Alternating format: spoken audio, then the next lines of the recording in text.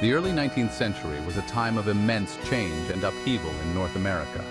The landscape of the continent was being reshaped by the ambitions and dreams of a young nation. The young United States, eager to expand its territory and assert its dominance, cast a longing gaze westward. The idea of manifest destiny, the belief that American settlers were destined to expand across the continent, fueled this ambition.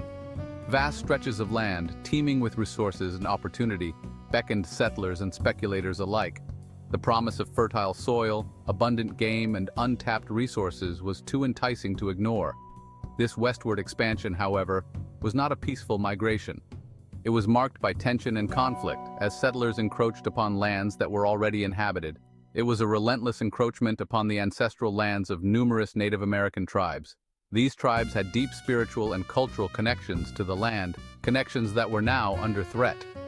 These tribes, who had called these lands home for generations, found themselves caught in the crosshairs of a nation hungry for land and power.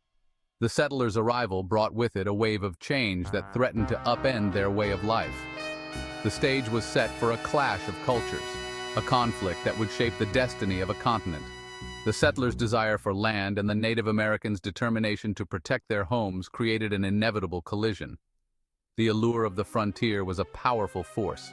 It represented the promise of a new beginning, a chance to carve out a better life. It promised wealth and prosperity to those willing to brave the unknown. The journey was fraught with danger, but the potential rewards were immense. Farmers, seeking fertile soil and a fresh start, packed up their belongings and headed west.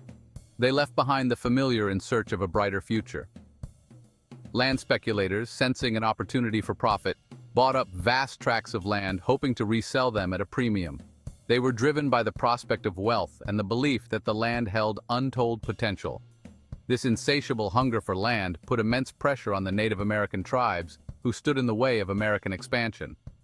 The settlers' relentless push westward disrupted the tribe's traditional ways of life. Treaties were signed and broken, promises were made and forgotten, and the drums of war began to beat louder with each passing season. The fragile peace was shattered time and again by broken agreements and unmet promises. The relentless westward expansion of the United States had profound consequences for the Native American tribes. Their lives were irrevocably changed by the influx of settlers. Their traditional hunting grounds were being overrun, their villages were being displaced, and their very way of life was under threat. The land that had sustained them for generations was being taken away. Many tribes, facing displacement and dispossession, were forced to make agonizing choices. They had to decide whether to resist the encroachment or try to find a way to coexist with the settlers. Some chose to accommodate the newcomers, hoping to preserve some semblance of their former lives. They engaged in negotiations and tried to find ways to coexist peacefully. Others, however, refused to surrender their ancestral lands without a fight. They took up arms to defend their homes and their way of life.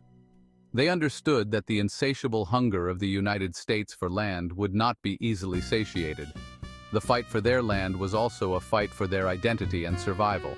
The clash between the expanding United States and the indigenous peoples of North America was not merely a conflict over land.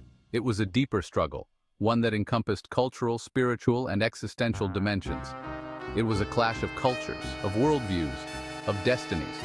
The settlers and the Native Americans had fundamentally different visions for the future of the continent. The United States, driven by manifest destiny, believed in its inherent right to expand its dominion from sea to shining sea. This belief justified their actions and fueled their expansionist policies. The Native American tribes, on the other hand, believed in the sanctity of their ancestral lands and the importance of living in harmony with nature. Their connection to the land was spiritual and profound. These two visions for the future of the continent were on a collision course, a collision that would culminate in a series of bloody conflicts that would leave an indelible mark on the history of North America. The legacy of these struggles continues to resonate to this day, shaping the narratives and identities of both the United States and the Native American tribes. Among the many Native American leaders who rose to prominence during this tumultuous period, none were more influential or charismatic than the Shawnee brothers, Tecumseh and Tenskwatawa. Their leadership and vision left an indelible mark on the history of Native American resistance. Tecumseh, a skilled warrior and a gifted orator, understood the grave threat posed by American expansion. His ability to articulate the dangers and rally his people was unparalleled. He envisioned a pan-Indian confederacy, a united front of Native American tribes standing together to resist the encroachment of the United States. This vision was not just about military resistance, but also about preserving their way of life and cultural identity. His brother, Tenskwatawa, known as the Prophet, provided a spiritual dimension to the resistance. His role was crucial in giving the movement a deeper, almost sacred purpose.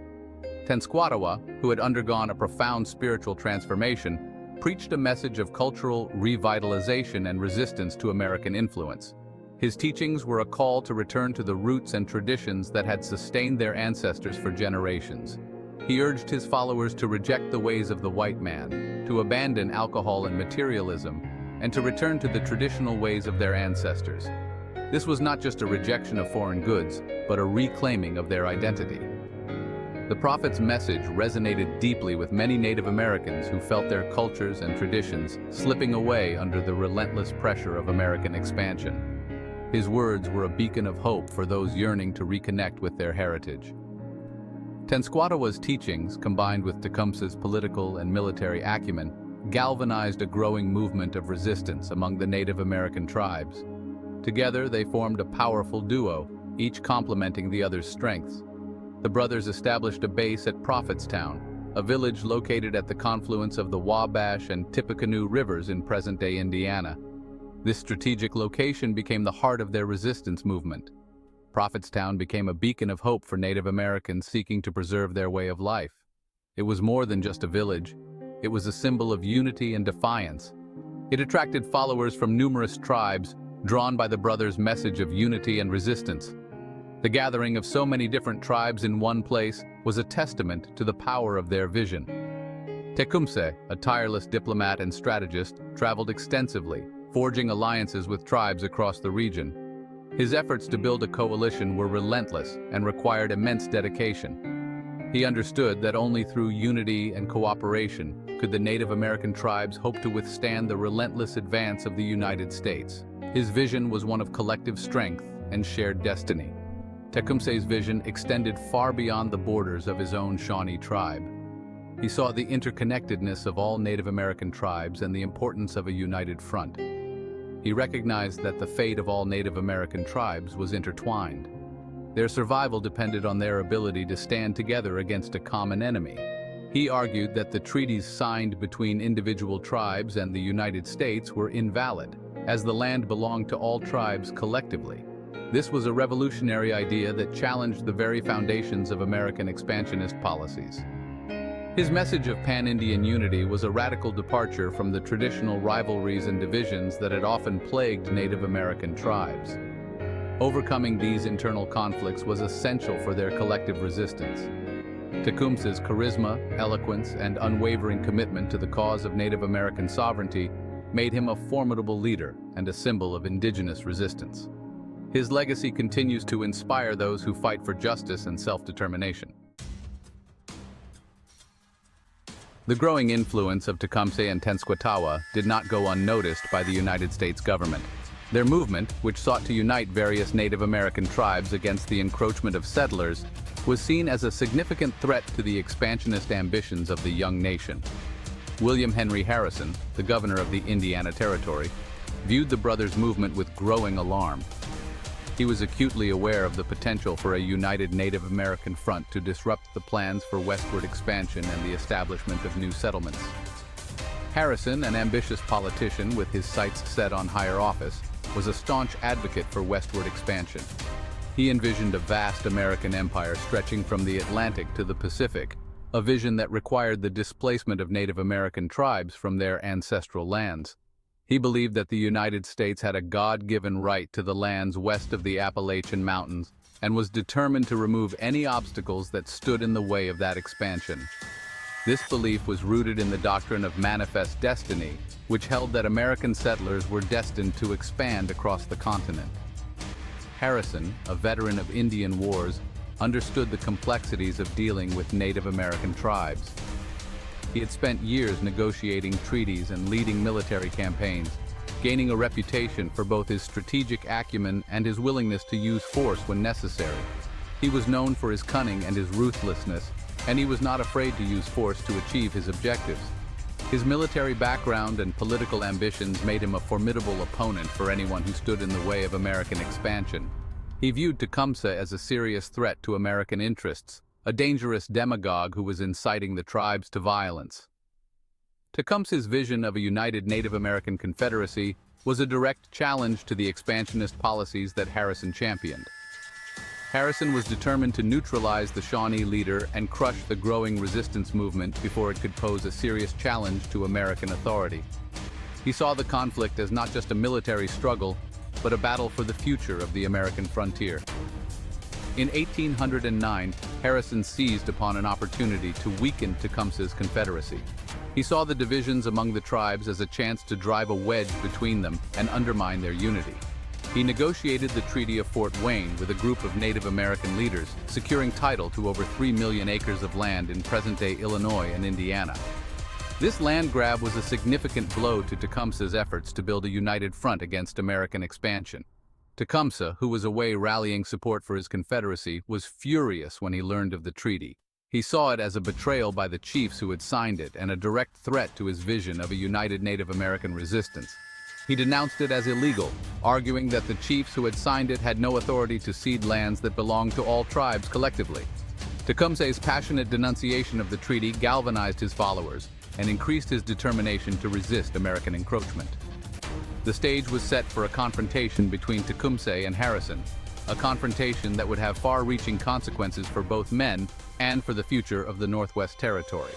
The tension between the two leaders was palpable, and both sides prepared for the inevitable clash. Harrison, sensing Tecumseh's growing anger and the increasing unrest among the tribes, decided to take preemptive action. He believed that a decisive military strike could break the back of the resistance movement and secure American dominance in the region. He began assembling a military force at Vincennes, the capital of the Indiana Territory. His goal was to launch a campaign that would crush Tecumseh's Confederacy and pave the way for unimpeded American expansion. Harrison's plan was to march on Prophetstown, the nerve center of Tecumseh's Confederacy, and deliver a decisive blow that would shatter the growing resistance movement. He hoped that by capturing or killing Tecumseh, he could demoralize the tribes and end their resistance. Harrison understood that a victory over Tecumseh would not only secure American control over the Northwest Territory, but would also bolster his own political fortunes. A successful campaign could propel him to national prominence and further his ambitions for higher office. The governor, however, underestimated the resolve of Tecumseh and the spiritual fervor that animated his followers. Tecumseh's movement was not just a political alliance, but a deeply spiritual crusade that inspired fierce loyalty and determination among his people.